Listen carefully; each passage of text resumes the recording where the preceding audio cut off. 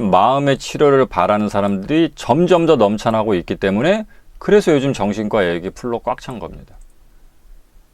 바로바로 처리가 돼서 이렇게 해결이 되고 그러면 이제 빈자리가 생기고 가면 이제 예약이 넉넉할 텐데 치료 효과는 생각보다 거의 없다시피 하고 치료를 바라는 사람들, 즉 마음의 궁핍함, 마음의 허전함, 마음의 괴로움, 힘듦 이런 걸 느끼시는 분들, 그래서 힐링이든 뭐 심리 치유든 뭔가 이 마음의 아픈 걸 없애고자 하는 분들은 점점 많아지니 정신과 예약이 점점 꽉 찰 수밖에.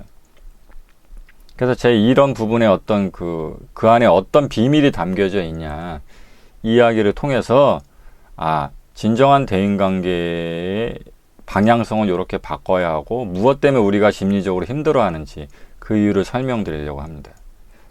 그래서 제가 말씀드릴 수 있는 건 정신과에서 바라보는 치료의 목표나 정의가 아니라 일반 대중의 젊은 분들이 바라는 마음의 치유란 건 좀 별다른 부분들이기 때문에 지금 우리가 힐링적 관점에서 정신과 진료를 원하러 찾아가면 사실상 치료가 거의 안 된다고 보셔야 한다.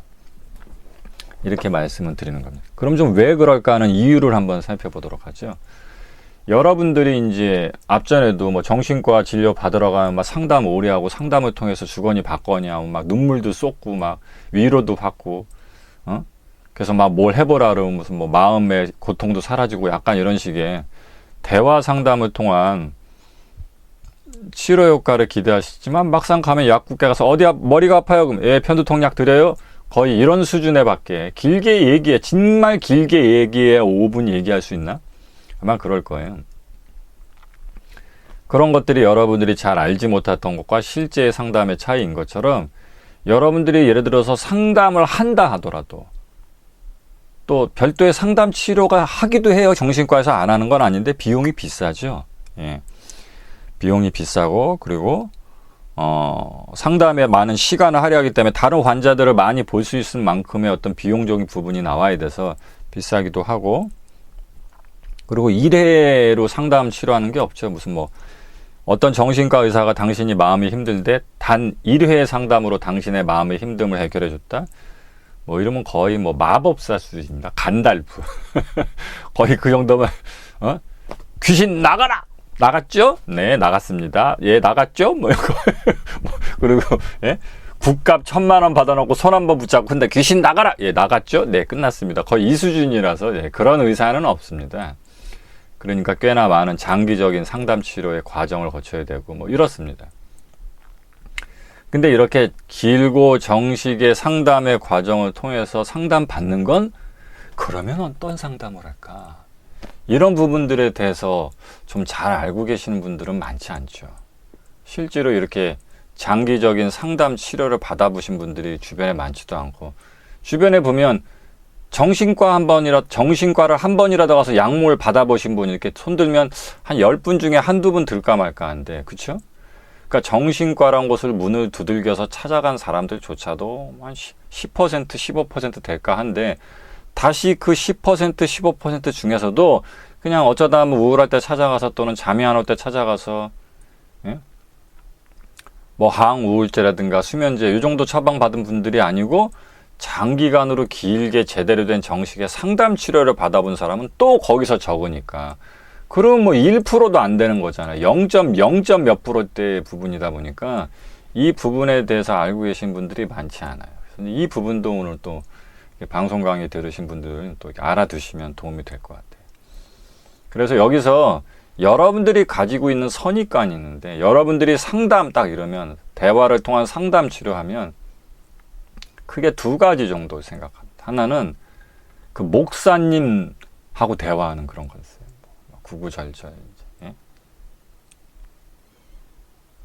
그러니까 뭐 많이 들어보셨죠? 뭐 금 쪽이라든가 뭐 우리 아이가 달라졌어요. 약간 그런 컨셉으로 너무나 측은하고 막 사랑 가득한 표정으로 뭐 그러셨어요. 뭐 이렇게 살아오셨군요. 막 이러면서 뭔가 자기의 살아온 역사를 막 얘기하고 막 이러면서 따뜻한 위로받고 약간 이렇게 목사님한테 위로받는 것 같은 그런 식의 상담을 아마 생각하신 분들이 반이실 거고, 그렇죠? 그다음에 나머지 반은 여러분들이 이제 많이 들어보셨던, 제가 이제 전 강의 때도 한번 했었는데, 트라우마 치료.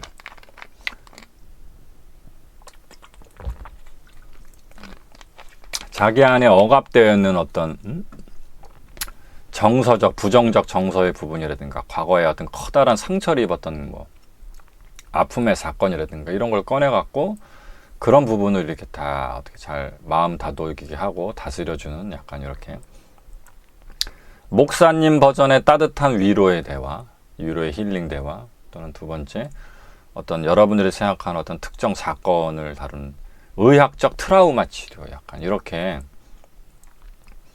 두 가지 컨셉을 갖고 할 수 있고, 그 다음에 이제 별개로 말씀드리냐면 약간 더 쌍팔랜드 식으로 예전 프로이트 시절에 뭐 무의식을 다루는, 약간, 그래서 뭐 정말 관련해서 정보가 없으신 분들은 뭐 최면, 또는 어떤 내 안에 알지 못하는 어떤 막 무의식, 뭐 요즘 약간 유사 심리학, 유사의학 이런 개념에서 이제 조금씩 다루는 뭐 내면 아이, 내 안에 상처받는 아이가 있는데 약간 이런 식으로 약간 오컬트적 치료도 하지 않을까, 약간 이렇게 짐작하신 분들이 많은데, 전부 다 옛날 버전이고요.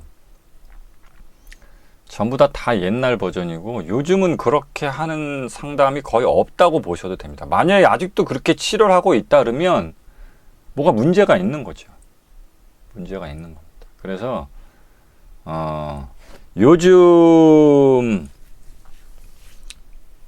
제대로 된 어떤 그 상담 치료, 대화를 통한 상담 치료에는 그 사람의 어떤 그 닥터가 됐든 어떤 상담센터의 카운셀러가 됐든 그 사람이 이 환자의 마음을 어떻게 파악하고 그걸 어떻게 치료해 줘야 되는가 하는 어떤 과정이 체계적으로 잡힌 어떤 특정 학파, 선생님, 어떤 단체를 기반으로 한 치료 모델이라는 걸 갖고 치료를 하고요.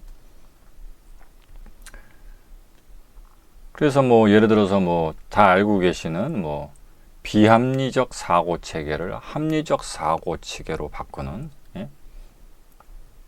이런 행동 교정 치료, 약간 이런 계열이라면 그런 베이스를 쓸 테고요. 이렇게 어떤 특정한 심리 치유 모델을 기반으로 해서 치유를 하는데, 그 어떤 치유든 관계없이 요즘은 서로 다 이제 많은 이 분야 저 분야, 이 학파 저 학파 이제 많이 세미나도 많이 하고, 서적, 뭐 논문, 뭐 유튜브 같은 동영상 자료들, 책, 많은 정보들이 서로 공유되고 있어서 서로 아름아름 벤치마킹하고 소통하기 때문에 어느 정도 형성이 된 상담의 바탕의 베이스라는 게 있습니다. 그때 여러분들이 잘 알지 못하는 대단히 중요한 환경조사 관련한 상담을 꼭 하게 됩니다. 환경조사 관련한. 그러니까 쉽게 얘기해서 이걸 전혀 알려하지 않거나 물어보지 않거나 파악하지 않은 상태에서 어떤 의사나 어떤 카운셀러가 당신의 마음적 힘듦을 대화 상담을 통해서 치료한다고 접근을 한다면 이건 무조건 치료 효과가 그냥 없다고 보셔도 됩니다. 없다고. 왜냐하면 이러면 이건 어떤 학파, 어떤 선생, 어떤 치유 모델과 관계없이 그냥 말 그대로 좀 이제 들어보시면 아시겠지만 너무 상식적인 부분, 너무 물리적인 부분들이겠죠. 그래서 요즘은 거의 다 너무 바빠갖고 약물 처방을 해주기 위한 잠깐의 물어봄이 아니라 말 그대로 긴 횟수의 뭐 10회 이상의 정식의 대화 상담을 통해서 치료 효과를 일으키려고 하는 그런 제대로 된 형태의 상담 치료 때는 반드시 지금부터 제가 말씀드리는 3가지 환경 조사를 무조건 하게 되어 있습니다. 할 수밖에 없습니다. 첫 번째가 뭐냐면요, 경제적인 환경에 대해서 반드시 당신한테 물어보게 됩니다. 그러니까 쉽게 얘기하면 뭐 직장에 다니시냐, 집에서 쉬고 계시냐,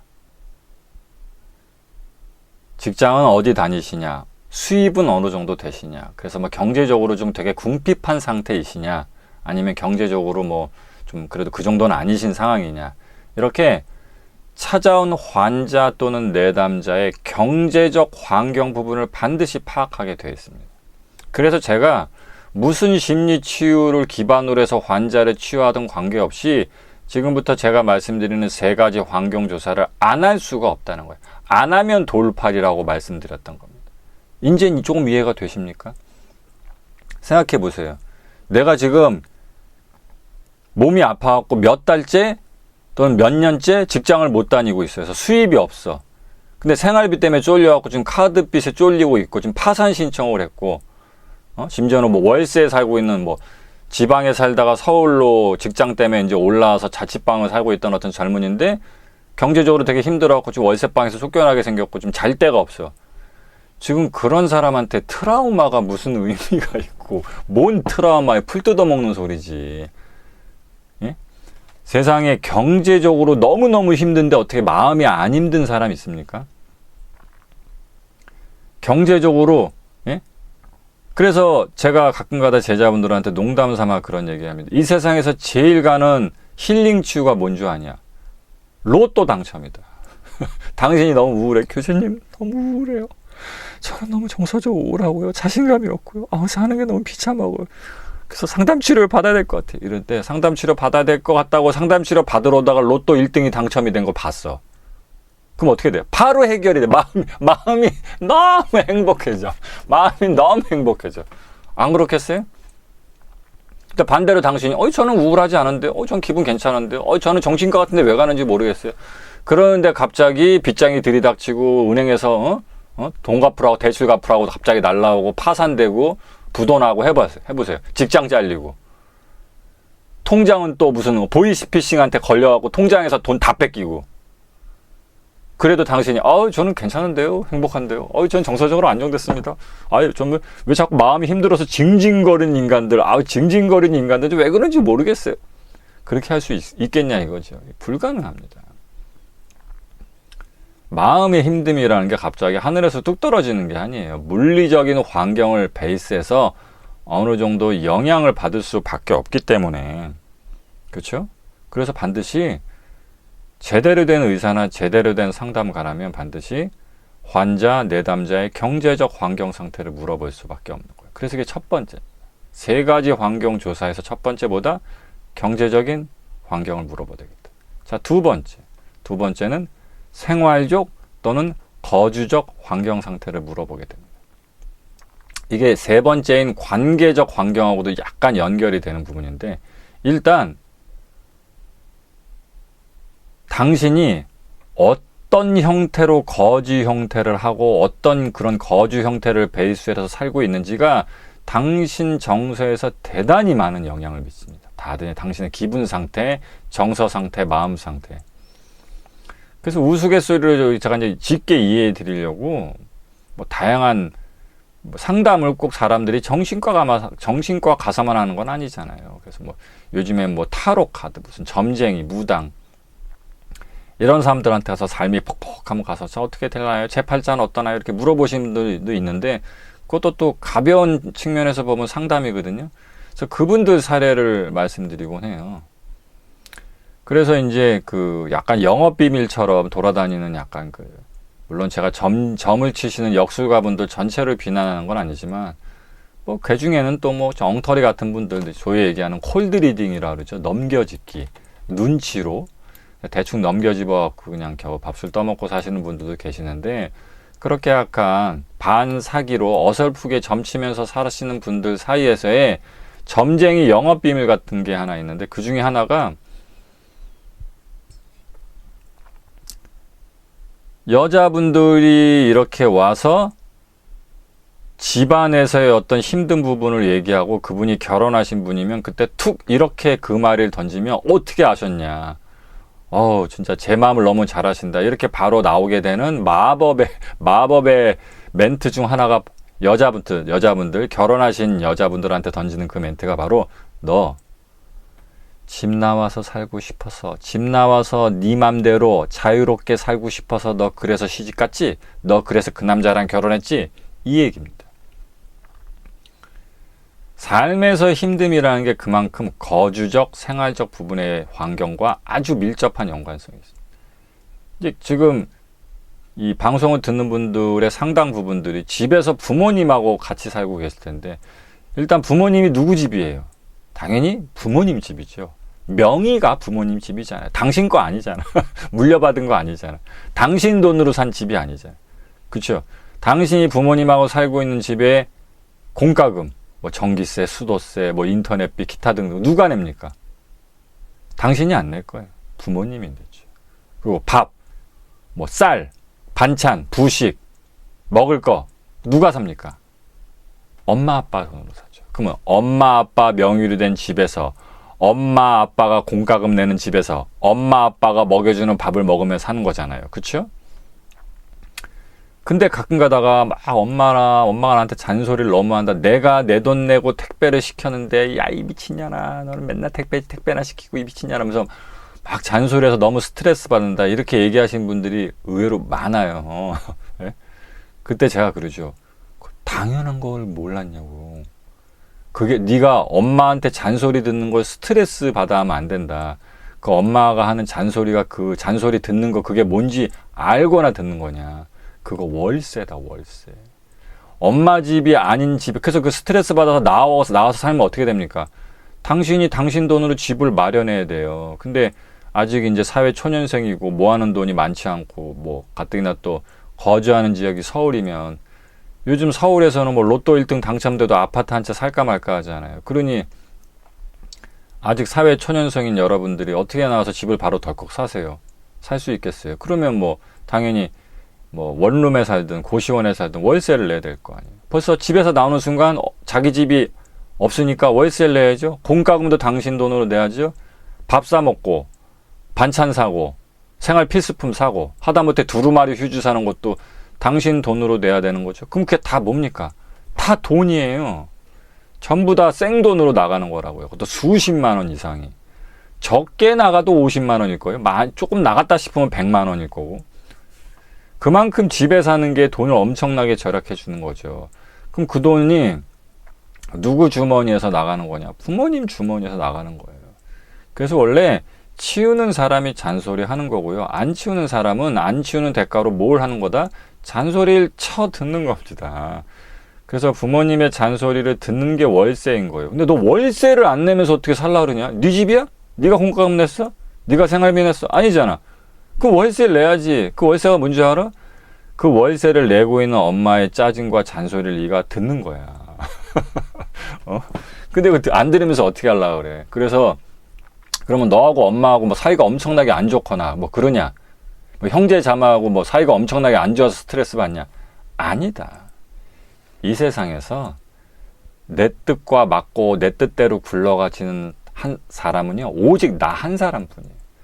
나하고 생각이 똑같고 나하고 충돌되지 않고 내 맘대로 할 수 있고 그걸 다 동의해 주는 사람은 나 한 명뿐이라고요. 그래서 우리는 그게 누구든 부모, 형제든 연인이든 친구든 누구든 누군가하고 함께 사는 자체로 내 뜻대로 내 맘대로 할 수 없는 조금 불편한 상태에 놓여 있는 거예요. 그러니까 그런 주거라는 게 누구하고 동거 형태로 살고 있으며 어디서 어떤 그 부분 때문에 어떤 스트레스를 받을 수밖에 없느냐 이렇게 연결이 되는 거예요.